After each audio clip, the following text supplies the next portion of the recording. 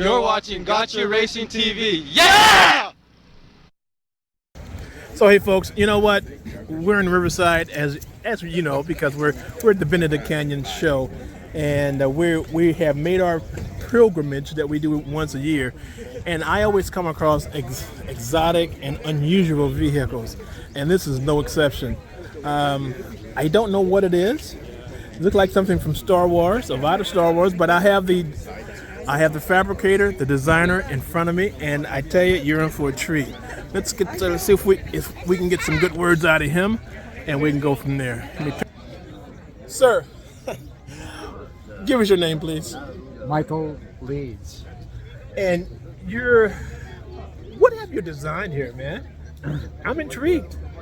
Well, I have 4 of the vehicles that I built here today. This is a real moment for me, a milestone. And you guys go. So I built 2 trikes, both V8s. One is supercharged and one is turbocharged. And they're both about the same amount of horsepower, really a lot. And this one is just in the final stages of development, mechanical development, and it runs and drives. It's licensed and insured, and we call it the Space Cowboy. So when you say it's licensed and insured, is that under trike? It's, yes, a motorcycle. Okay.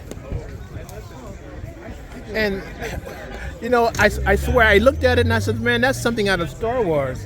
It's similar to those pod racers. Right. This is similar to a lot of things, but this is, as far as anybody I know knows, completely unique in this configuration. The world has never seen anything like this. Yeah, I can agree with that. Can you give me a walkthrough? Yeah, sure. So the suspension on this one is a departure. I used the suspension that I built on Frogman's trike on this. And so this is stay where you are and you'll work. This is an evolution of that suspension. And it's all sculpture. It's all jewelry.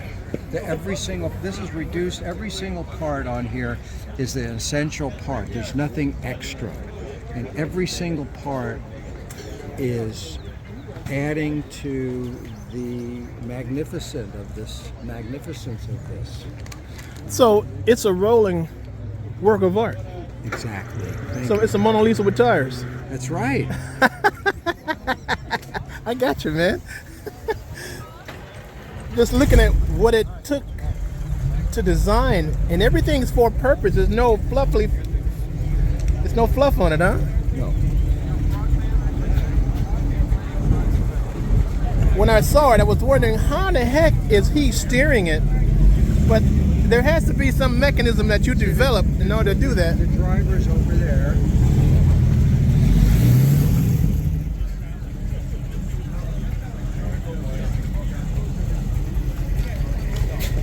Oh, that's ingenious. The radiators are here. Okay, so you got airflow. Oh, yeah. Exhaust here. Yeah, exhaust comes out here.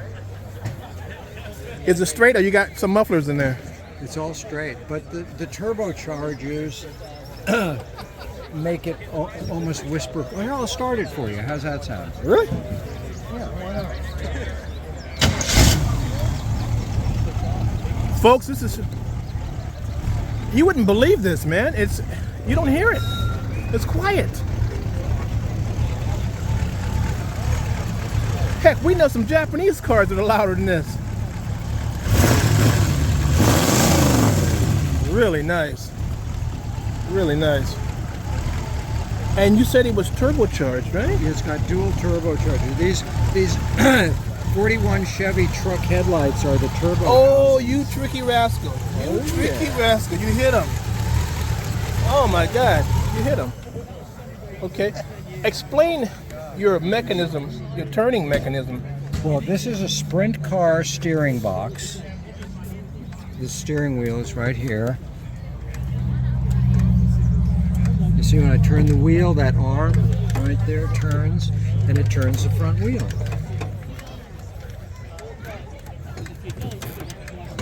something like that. Mike, you don't sleep too much at night, do you? No. And it's obvious with all the mechanical design that you've done on this, man. I'm a fabricator. Okay. And I'm looking at a lot of unique fabrication that I've never seen before. Who did the billet? Me. It's all stainless, my friend. Really? Yes. All these arms. This is all stainless. This ain't no downstream fabrication shit. So now, you have a shop, or it's in the backyard? I have an art studio, and I support myself with my artwork my whole life. But this is something I have never done for profit. This is sacred. This is my passion, and I will not compromise. If you do something for somebody, I have done commission artwork for my whole life. That's how I supported myself, raised my family, and lived.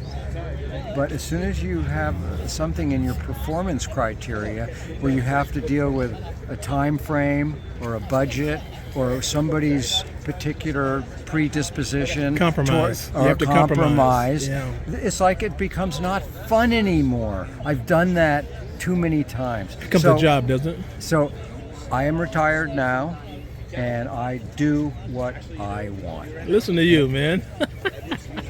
Now, see, if you were in Russia, you wouldn't have that same attitude, but you're in America, US of A, so you can have that attitude and do what you want and create something like this. I tell you, folks, this is a work of art.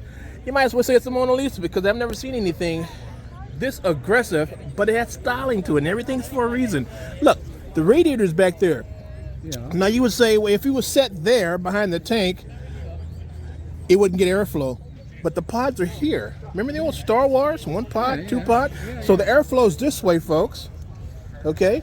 The motor. And it goes to the radiators, and it cools that off. Now, these long cylinders here, they have the exhaust systems in it. So let me tell you something about this project. These are the world's smallest jet plane fuselages. These are BD-5 microjets. These were kits that were... I know the BD-5. Okay, here you go. You recognize it? Bing, hello? Yeah. Boom. Okay, they're BD-5s, and I got these from that giant rocket car. I don't know if you've interviewed Baron Margot yet, but he did that giant rocket car there. I met him when I was 16 years old. He's been my mentor. He's 10 years older than me. He's 85 years old. He's still knocking shit like that out. Anyhow, so he inspired me, and I got these. I went over to him. I was visiting him. I saw these on his roof. I went up on the roof. He says, "What do you think?" I said, "I think we should put these in your truck and drive them up from Echo Park to Santa Cruz right now." And we did. I'd be doggone. And this is what I did with them. Now, when you designed this, was it just on mine or on paper? You know, it depends. I try not to do any preliminary anything.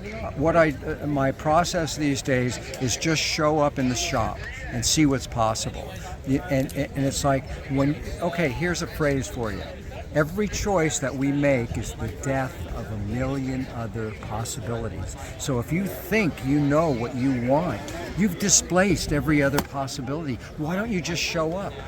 Just show up. Let go of any preconceived ideas or any predisposition. I like that. And that is when stuff like this can happen. All of these things. If you go in, like you go to engineer, I'm a visceral engineer. I call it visceral engineering.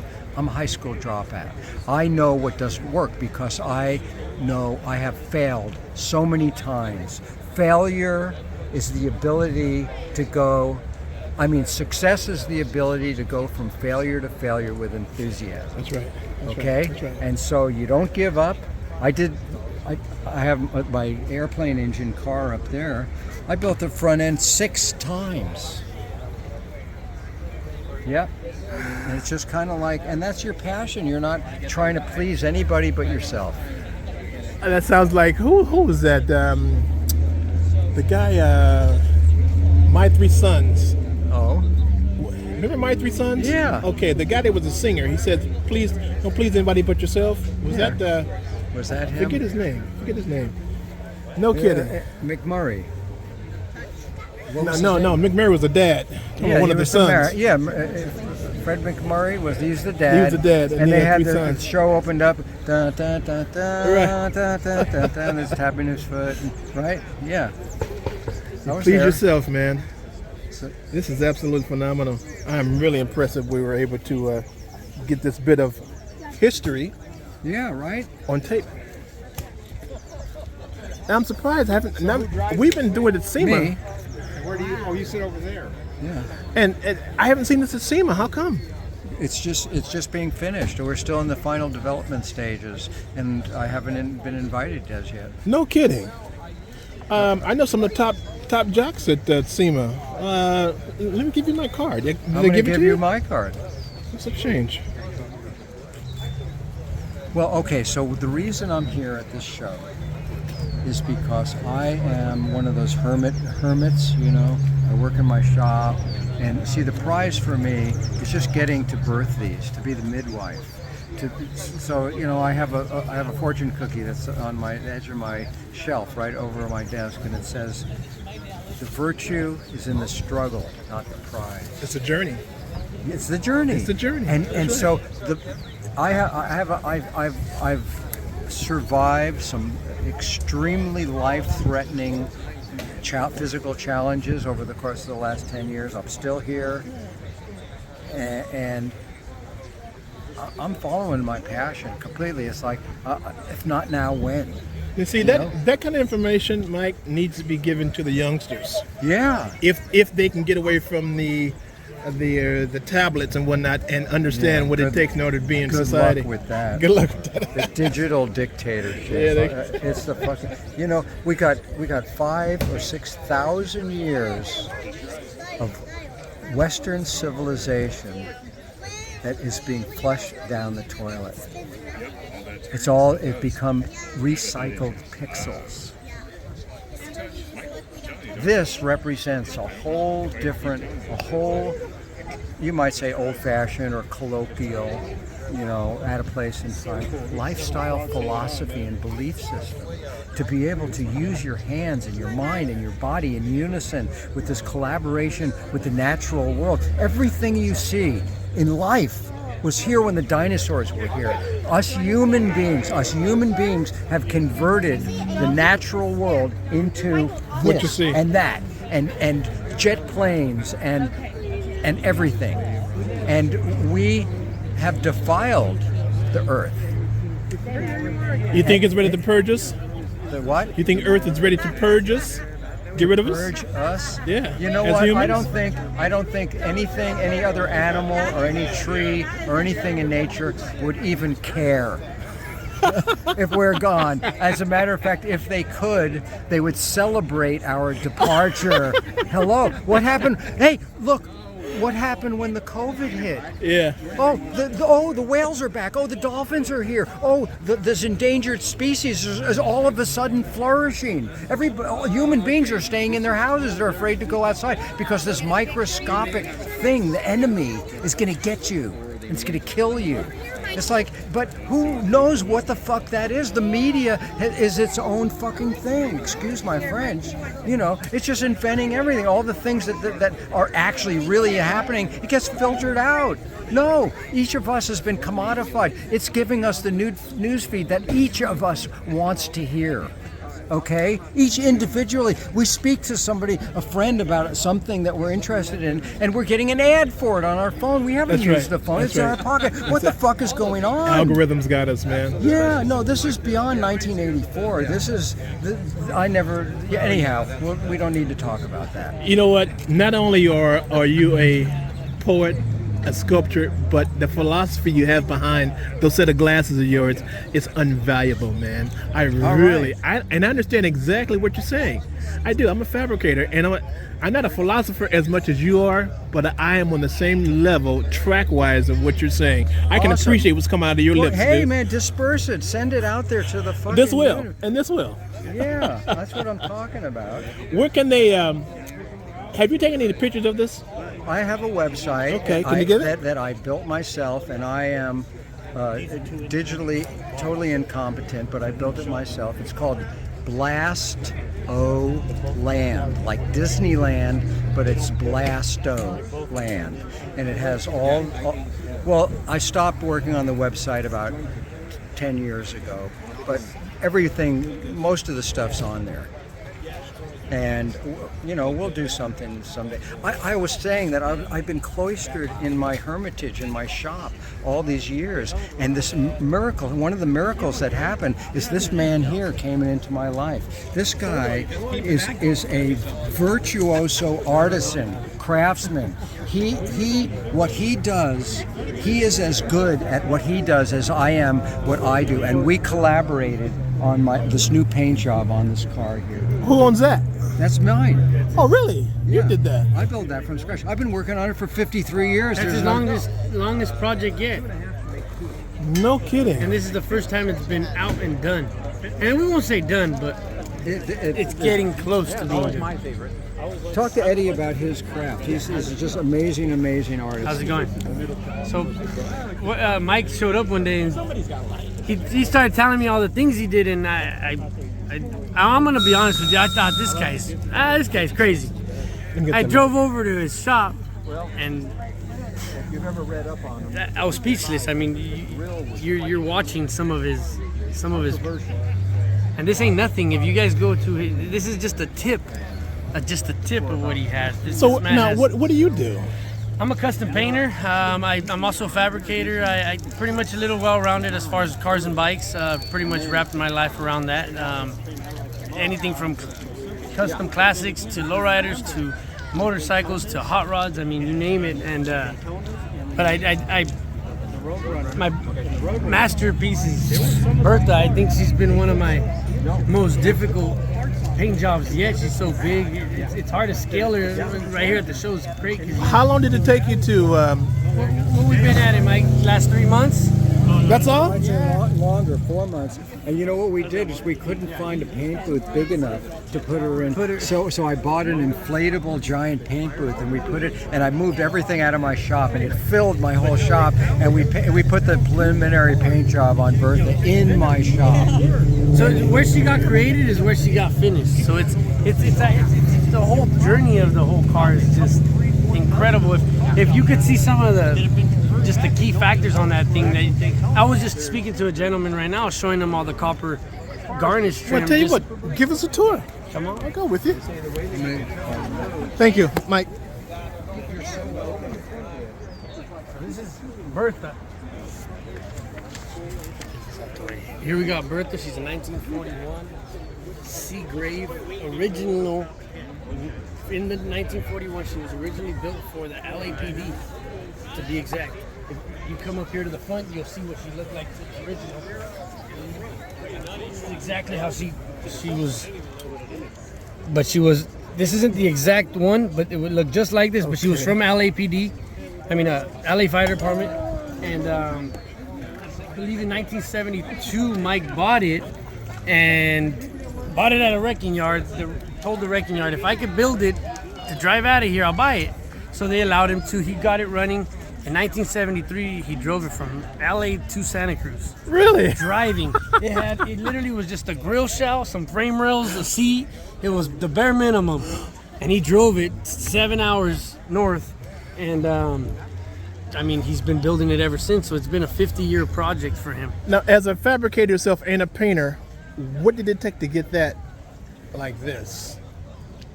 A lot of work. So starting with all the metal shaping that he did is just phenomenal. I mean, he's built every panel you see by hand. He had left it pretty nice, so we came back, did finalize the body work, get all the body work real straight. But you're telling me the Mike did He the built metal every work? panel you see on this thing. The only thing left behind that is original is the motor, the grill shell, and a little bit of this cowl. But the rest of it has been hand built. Every single panel. Down to the dash, down to this. Come on over here. I'll show you guys a trick. So right here you have this copper pipe, right? This was just a plumber's copper's pipe. Mike literally took it, cut it down the middle, shaped all his forms, cut it down the middle, and beat it all. So everything you see here, most people confuse it for wood. This is not wood. Yeah, I thought everything it was wood. you see It's copper. is copper. every single garnish trim. And then if you look at the dash, you also got the tree has been split open, so you have every grain on this side, on that side, so everything is equal. So everything on this thing has so many. It has a Jaguar, chopped down Jaguar windshield frame. The headlights have been completely made. Pretty neat. Look at the glass to the headlight. A lot of people don't see it until I tell them what it is. So what you're looking at is dentist glass. I'm sure we've all been to the dentist and seen that glass when you're laying down and they put that glass at your face. Yeah. That's the glass, and so pretty cool little neat thing he got going. But yeah, on the paint job we did, it's a mixture of some candies to get the tone we wanted, because we didn't want it too blue, we didn't want it too purple, so we did a few mixes, and we painted it one color, we put it all together, we did all our graphics, we disassembled it, painted it again, put it back together, made sure everything was where we wanted it, pinstriped it, took it back together. It has about 8 coats of clear. Yeah, it's when asked how long it took, you said 3 to 4 months. 3 to 4 months, which is pretty quick because we know we wanted to bring Pretty it here. quick? Are you kidding me? I know some guys that work on stuff for 10 years. Yeah. Well, not 10 years, but at least 5 years. But the overall project has taken him 50 years to get here. So what you're seeing is a product of 50 years in the making. We were just the last tip of it to make it beautiful, what she is now. Because she used to come out in a few times, and every time she would come out, she was either primered or a satin paint job, and she had an eggplant purple paint job, but nothing to this extent. Let's close the door, that way you guys can get a full.